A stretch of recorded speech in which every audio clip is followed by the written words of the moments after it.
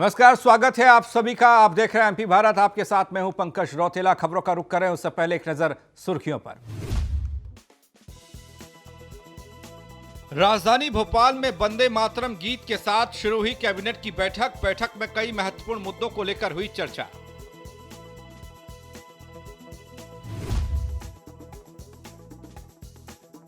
UP की तर्ज पर एमपी में भी बनेगा लव जिहाद कानून। शिवराज कैबिनेट ने दी अध्यादेश को मंजूरी। 10 साल की कैद का रखा प्रावधान।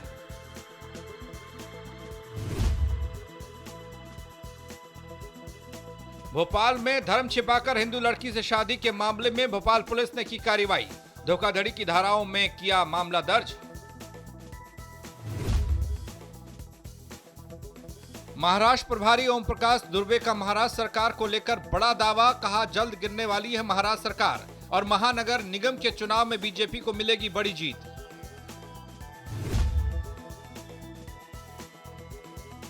और बाड़वानी में चोरी और लूटपाट की अनोखी तस्वीर आई सामने। सड़क हादसे के बाद मुर्गे मुर्गियों को लूटते नजर आए लोग, वीडियो वायरल।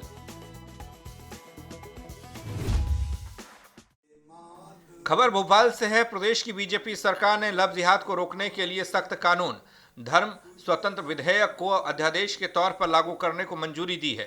अब अध्यादेश को मंजूरी के लिए राज्यपाल को भेजा जाएगा और राज्यपाल की मंजूरी के बाद कानून को प्रदेश भर में लागू कर दिया जाएगा।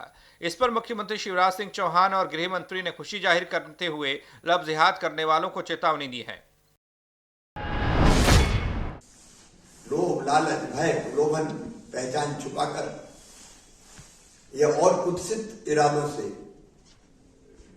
विवाह करना,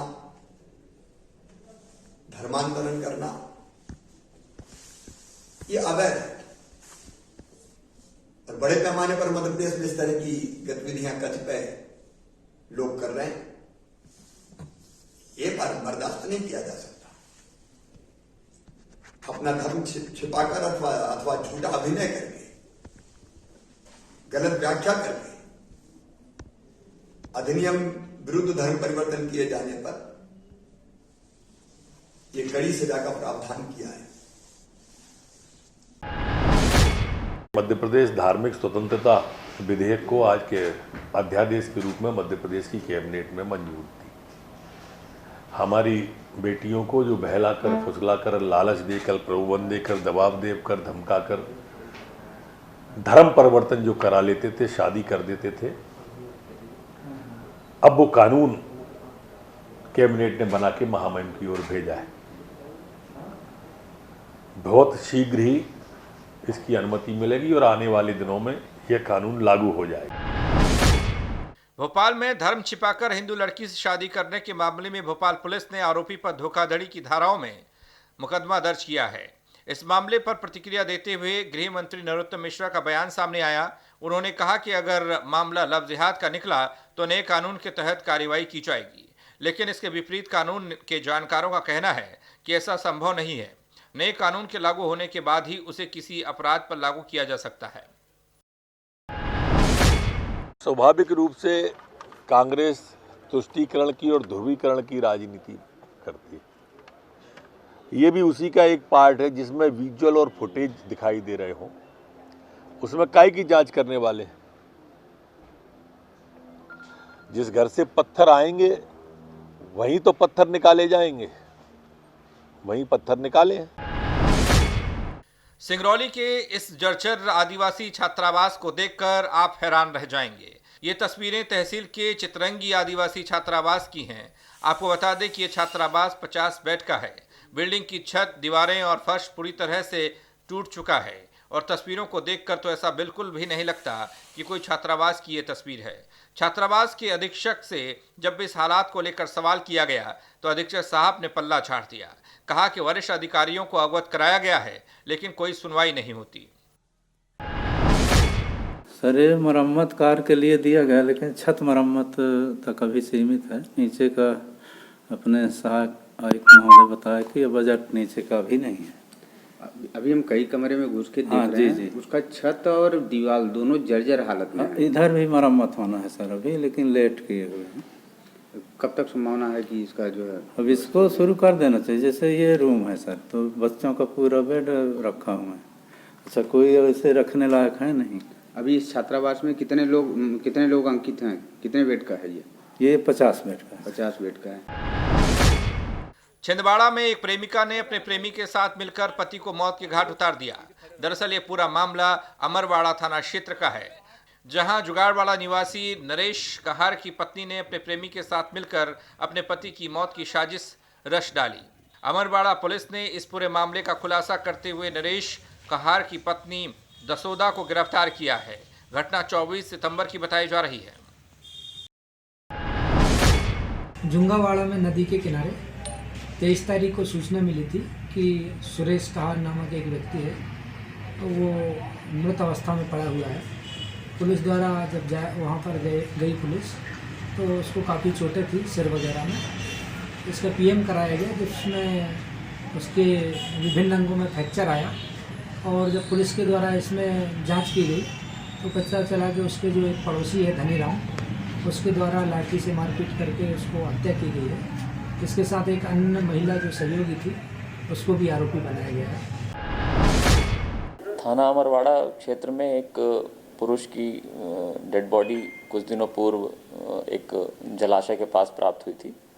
प्रथम दृष्टया उसके शरीर में एक सिर में चोट थी, परंतु अन्य कोई चोट नहीं हुई थी। पोस्टमार्टम कराया गया था और पोस्टमार्टम में पाया गया था कि उनके रिब्स, सारी पसली की हड्डियां और रीढ़ की हड्डी इत्यादि में गंभीर चोटें थीं, फ्रैक्चर्स थे। तो इसमें प्रथम दृष्टया कोई स्पष्ट बात सामने नहीं आई थी मृत्यु के कारण के रूप में। जब लगातार जांच की गई और संभावित लोगों से पूछताछ लगातार जारी रखी गई, तो उसमें जो तथ्य सामने आए उसके अनुसार मृतक की पत्नी और उनके पड़ोस में रहने वाले एक अन्य व्यक्ति के द्वारा आपसी षड्यंत्र रचकर और उस पड़ोसी व्यक्ति द्वारा लाठियों से पीट कर इस व्यक्ति की हत्या करना प्रथम दृष्टया साक्ष्य के रूप में सामने आया है। और इसमें पुलिस ने अपराध पंजीबद्ध करके प्रकरण विवेचना में लिया था। बीजेपी के राष्ट्रीय मंत्री और महाराष्ट्र प्रभारी ओम प्रकाश धुर्वे ने महाराष्ट्र सरकार को लेकर एक दावा किया है। उन्होंने कहा कि मध्य प्रदेश के बाद अब महाराष्ट्र में शिवसेना और कांग्रेस की सरकार गिर जाएगी और महानगर निगम के चुनाव में बीजेपी को बड़ी जीत हासिल होगी। उन्होंने महाराष्ट्र की सरकार को 3 दलों की लंगड़ी सरकार करार दिया। निश्चित रूप से भारतीय जनता पार्टी केंद्रीय नेतृत्व ने माननीय जगत प्रकाश नड्डा जी मुझे अवसर दिए हैं और विशेषकर महाराष्ट्र जैसे राज्य उसका प्रभारी नियुक्त किए हैं। आने वाले समय में हम लोग महानगर निगम के चुनाव भी हम लोग जीतेंगे। और वर्तमान वहाँ में ये है कि अभी जो सत्तारूढ़ दल है, 3 दलों का गठबंधन है, आपसी में बहुत मतभेद है। मुझे नहीं लगता कि वो पूरे कार्यकाल पूरा कर पाएंगे।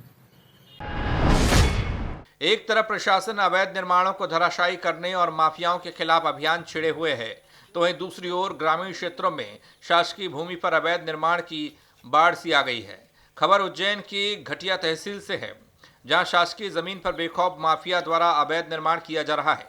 ग्रामीणों द्वारा हल्के के पटवारी को अवैध निर्माण की जानकारी देने के बाद भी पटवारी आंखें बंद कर बैठा है। ग्राम पंचायत कलेसर में शासकीय जमीन पर अवैध निर्माण का काम चल रहा है, जो कि पटवारी मैडम को अवगत कराने के बाद भी अभी तक इस पर कोई एक्शन नहीं लिया गया है, जो कि पंचायत के पीछे निर्माण चल रहा है। केंद्रीय इस्पात राज्य मंत्री फग्गन सिंह कुलस्ते अपने डिंडौरी दौरे के दौरान बरगांव पहुंचे थे।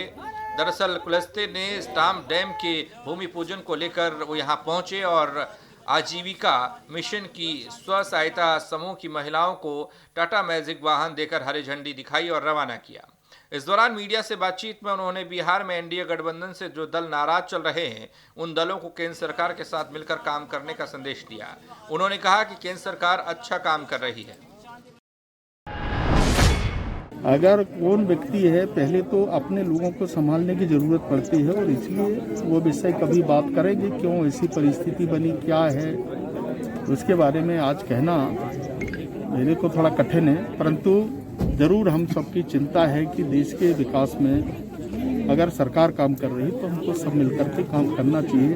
हमने नीतीश जी को कम संख्या होने के बाद भी हमने उसको एज ए चीफ मिनिस्टर हमने डिक्लेयर किया। ये बहुत बड़ी बात है, ऐसा बहुत कम होता है। हमने इतना अवसर दिया है।